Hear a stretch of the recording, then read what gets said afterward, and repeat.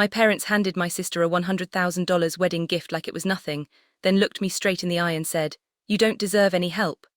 That was the night I walked out and cut every line connecting us. I built my life in silence. No calls, no updates, just work and grit. 3 years later, my sister slowed her car in front of my $2 million home and called our mother sobbing, asking why I had what she didn't. But the real twist isn't the house she saw that day. It's what she never expected to find behind the door. I grew up in a house where perfection wasn't just encouraged, it was required. From the outside, the Hartmans looked like a polished Boston family, a surgeon, father a university lecturer, mother a tidy colonial home with trimmed hedges and framed vacation photos lining the hallway. But inside, there was a quiet hierarchy everyone understood without it ever being spoken. Victoria, my older sister, filled every room with the kind of effortless light my parents adored. She had their features, their charm, their expectations wrapped neatly around her like a birthright. And me, I was the girl they constantly reminded to try harder. Some memories arrive softly like dust motes floating in sunbeams, others hit like sharp glass. I remember sitting at the dining table, the smell of roasted chicken in the air while my parents bragged about Victoria's private school achievements. When the conversation shifted to me, the tone changed lighter, obligatory, dismissive. "Lily's independent," my mom would say with a smile that didn't quite reach her eyes. "She's used to figuring things out." Independent was their polite word for overlooked. I started working at 16, saving every spare dollar in a chip jar under my bed. Meanwhile, Victoria got a brand new car with a bow on top and a celebratory dinner. When I left for college, it was in a rattling used Toyota I'd bought myself. Victoria left in a sleek sedan, our father proudly parked in the driveway, neighbors watching. Still I tried to be enough, I tried to be seen. By my 20s I'd carved out a path in marketing, nothing glamorous, just steady work at a mid-size agency. I was good at it too, even if my mother's lips tightened whenever I mentioned my job. "You could have chosen something more meaningful." She'd sigh already, imagining me in a white coat like my father or a lecture hall like her. It was around then that Ethan appeared in my life, a software engineer with gentle eyes, a steady way of listening and no interest in the games my family played. With him I felt something unfamiliar ease. He didn't see me as the shadow sister or the family disappointment, he saw me entirely. I hoped naively that my family would see him too, but the first time I brought him home for Thanksgiving, the temperature in the room dropped. My father sized him up in seconds. My mother asked questions that sounded like compliments but weren't. And Victoria, glowing in her engagement ring, gave Ethan a polite bored smile before diving into another story about Andrew's remarkable connections. I tried to ignore the feeling building in my chest, that familiar tightening, that quiet practiced acceptance of being second. But something shifted that night when my father tapped his glass for attention and launched into a congratulatory speech about Victoria's upcoming wedding. The pride in his voice was warm and rich, a warmth I had never once felt turn toward me. I didn't know it then, but that dinner was the first tremor. The real break was still coming. The breaking point didn't arrive with an explosion. It came quietly, disguised as a Sunday dinner my parents claimed was just a talk. Ethan and I arrived with a bottle of wine and cautious optimism. I kept telling myself this was a chance, maybe the chance to feel like part of the family instead of a footnote. But the moment we stepped into the dining room, I felt it. The stiffness in the air, the way my mother's smile faltered before settling into something too polite. The table was set simply, no celebration in sight. My father didn't even look up from his glass when he greeted us. We made small talk while the lasagna cooled on the counter. Weather, traffic, Ethan's job. Not a single question about our engagement, not one. Finally, when my mother poured coffee, I took a breath and said, "We wanted to talk about the wedding. We're keeping it small, but we hoped maybe you'd want to be involved." My father set down his mug with a soft click. "And what exactly does that mean?" The tone in his voice wasn't confusion, it was accusation. Ethan leaned forward, steady. "We're not expecting anything, just thought a conversation would be respectful." My mother folded her hands. "Respectful is following the traditions of this family. Victoria understands that, she always has." There it was, the comparison sharpened to a blade. I swallowed. "We're not asking for $100,000, just support." My father exhaled through his nose, irritation radiating off him. "Lily, your sister, has made choices aligned with our values. She's marrying someone of her standing. She's invested in maintaining our family's reputation." My mother's voice followed like a second blow. "You haven't." Ethan straightened beside me, but I lifted a hand. "Don't, I needed to hear this, maybe I always had." My father looked me directly in the eye, the surgeon precision in his tone. "You don't deserve any help." The words landed like a dropped scalpel. Cold, exact, irrevocable. Something inside me went Still, not shattered, not broken, just still like water moments before it freezes. Ethan said something, I don't remember what. My mother added a soft, it's for your own good, which was almost worse. Victoria wasn't even there, but somehow she filled the room anyway, her framed photos on the wall, her perfect life held up as the silent justification for my punishment. I placed my napkin on the table. We should go. My mother reached out too late, murmuring my name. But there was no warmth in it, no regret, just habit. On the drive home, Ethan held my hand, thumb brushing over my knuckles, but I barely felt it. My father's words echoed in loops, settling into places I didn't know were still vulnerable. You don't deserve any help. By morning, the echo had hardened into resolve. I blocked their numbers, deleted our family group chat, removed myself from every thread of obligation I'd been clutching out of hope. And then I walked forward into a life where I wouldn't wait for them to see me. Cutting contact sounded dramatic when I said it out loud, but in practice it looked strangely ordinary. I woke up that Monday, made coffee, and sat at the small kitchen table beside Ethan. The morning light came through the blinds in narrow stripes. I opened my phone, stared at my family, thread photos of vacations I wasn't invited to, updates about Victoria's wedding I'd read with quiet hope, and tapped leave conversation. The screen blinked, gone. Then I blocked my parents, blocked Victoria. My chest tightened, but it didn't break. It felt like undoing a knot I'd been carrying for years. Are you sure? Ethan asked gently.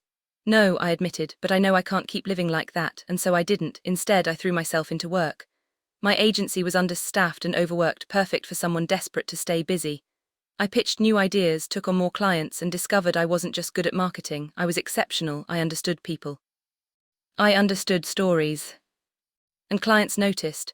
3 months in, I was promoted. 6 months in, a major company requested me specifically. A year later, I quit and launched my own digital startup with 2 co-workers who believed in me more than my family ever had. We worked out of a tiny office above a coffee shop, the kind of place where the heater rattled in the winter and the windows fogged in the rain. But the energy was electric. Every day felt like building something out of thin air, something that belonged entirely to me.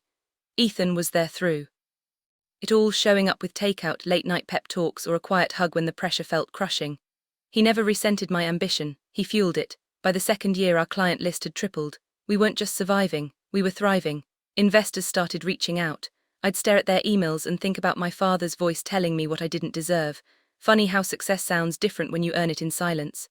Meanwhile, my parents remained exactly where I left them, far away. No birthday cards, no just checking in, nothing. Their absence strangely became a kind of clarity, a relief. Ethan proposed the night we signed our first big contract. No elaborate setup, no staged photos, just the 2 of us on our apartment balcony, the city humming below. He held out a simple ring and said, I want to build a life with you, one that doesn't hurt. I cried, not because of the proposal, but because for the first time in my life, someone chose me without conditions. And when we bought our home, a modern glass-lined place in the hills outside the city, it wasn't meant to impress anyone. It wasn't a trophy, it wasn't revenge, it was proof. Proof that choosing myself hadn't ruined anything, proof that I wasn't who my parents said I was, proof that life could grow in the very space they abandoned. We moved in on a warm summer evening. The sunset hit the windows and filled the house with gold. Ethan wrapped his arm around my waist and whispered, this is only the beginning. I believed him, but I didn't know that miles away someone else was about to find my address. Someone whose curiosity wasn't innocent at all. I didn't know anything was wrong until Sophia texted me one quiet Saturday morning. Hey, was that your sister driving past your house? I froze mid-sip of coffee. Sophia lived a few houses down. She'd met Victoria once at our wedding. She knew exactly what she was seeing. Before I could reply, another message popped up. She stopped across street, just staring, then sped off. A cold prickle worked its way up my spine. 3 years of silence and now this. Ethan glanced over. Everything okay? I didn't answer right away because I didn't know. Later that afternoon, my phone rang with a number I hadn't seen since the night my father told me I didn't deserve help. For a moment I considered letting it go to voicemail. Curiosity won. Lily, my mother's voice, came through thinner than I remembered. Sweetheart, we think it's time we talked. My grip tightened. Why now? A beat of hesitation. Victoria mentioned she was in your neighborhood. She saw your home. There it was. Not regret, not love, recognition of value. We'd love to visit, she continued. Rebuild, start fresh. Fine, I said, this Saturday 2:00. When I hung up, Ethan was already watching me. You ready for this? No, I admitted, but I'm done running from ghosts. Saturday arrived bright and polished, as if the sky itself wanted to watch the show. Ethan and I set out. Coffee and pastries on the patio, neutral hospitality. Nothing intimate, I wasn't offering closeness, just space. At 158, security called. A family of 3 for you, Miss Hartman. A black sedan rolled up the driveway. My father stepped out first, shoulders stiff, silver hair catching the light. My mother followed, smiling too widely. And then Victoria, looking smaller than I remembered, clutching her purse like a life raft. I opened the door. Come in. My mother's eyes darted around the foyer. Your home is lovely, I nodded. Let's sit outside. We moved to the patio. Sunlight hitting the glass railing, it was peaceful. Too peaceful for the storm I knew was coming. My father cleared his throat. Lily, we're glad you agreed to see us, it's been too long. You chose the silence, I said softly, an awkward beat. My mother jumped in. Families make mistakes, but we're here now and we'd like to reconnect. I studied her carefully. Why? She blinked. Because we miss you, that all. Another silence, longer, heavier. Then my father said it, the real reason. We've hit some financial difficulties. My stomach dropped, but not from shock. Of course, he continued, voice tight. The settlement from the malpractice case took more than expected, and I'm consulting now, but rebuilding my name is challenging. My mother leaned forward, and Andrew, while his startup could take off with the right investor, someone with resources, Victoria finally spoke, her voice small. We thought maybe you could help. There it was, not love, not apology, need. I see, I said quietly. My mother smiled, relieved. We knew you'd understand. Family supports family, just like we supported Victoria's wedding. My jaw tightened. Ethan's hand brushed mine under the table. My father continued. 200,000 would get us through this year and another 200 to help Andrew launch properly. My mother nodded enthusiastically. It's nothing to someone living in a house like this. A soft buzzing began in my ears. Not anger, just clarity. A clarity I'd never had as a child, kneeling in their shadow. Before we continue, I said, there's something you should know. 3 pairs of eyes lifted to me. Victoria drove by my house earlier this week. She called you crying. Why does she have that? Victoria's face flushed pink. My mom told you no. Someone who actually cares about me did. My father's jaw hardened. Lily, that's enough. No, I said, it isn't. For the first time I looked at them without searching for approval. Without shrinking myself. You didn't come because you missed me. You came because you realized I became something without you, and now you want a piece of it. My mother gasped. How can you say that? Because for 28 years, I replied, your love depended on how well I mirrored your expectations. And when I stopped mirroring them, you cut me off long before I cut you. My father leaned forward. You are being dramatic. We did everything for you. I held his gaze. You gave Victoria a life of open doors. You gave me a lesson, earn everything yourself or get nothing. So I did, and now you want what I built. Victoria's eyes suddenly glistened. Lily, we're family. I softened, not for her but for the child she carried who hadn't asked for any of this. I'm not giving you money, I said. Not for the lawsuit, not for Andrew's venture, not for past debts or imagined obligations. My mother stood abruptly. After everything we gave you, you gave me standards I could never meet, I said gently. And pain that pushed me to build a life without you. They stared at me, stunned by the calm, but I continued, turning to Victoria. I will do one thing. I'll set up an education fund for your baby. It will be in the child's name only, no withdrawals for anything else. Victoria's lips parted. You do that? Yes, because your child deserves a future untouched by this dysfunction. My father scoffed. You think you can dictate terms to us? I'm not dictating anything, I said. I'm choosing boundaries. I stood, signaling. The end. You came here for money and you're leaving with something better. Clarity. You don't have access to me anymore. Not my resources, not my time, not my peace. My mother's voice wavered. You'll regret this when we're gone. I regretted trying to earn your love for years, I replied. I'm done regretting things that keep me small. Ethan opened the door for them. One by one, they walked past him. My father stiff with anger, my mother trembling with disbelief, and Victoria, who paused. Really paused and whispered, thank you for the fund. When the car disappeared down the hill, I finally exhaled. The sun warmed my back. The house stood quiet, steady, earned. Ethan slipped an arm around me. You okay? I nodded. I think this is the first time I've ever been okay. Because real revenge isn't cruelty, it's peace they can't touch. In the days after they left, the house felt different, lighter, as if someone had opened every window and let the past drift out. I kept waiting for the familiar sting of guilt or the ache of second-guessing, but neither came. Instead, there was a quiet steadiness in my chest, a sense of having stepped into the life I was meant to live. My parents didn't reach out again, not to argue, not to apologize. Silence this time felt like acceptance of a truth they could no longer bend. I wasn't theirs to control anymore. Victoria sent a short message thanking me once more for the education fund. Nothing more, nothing less.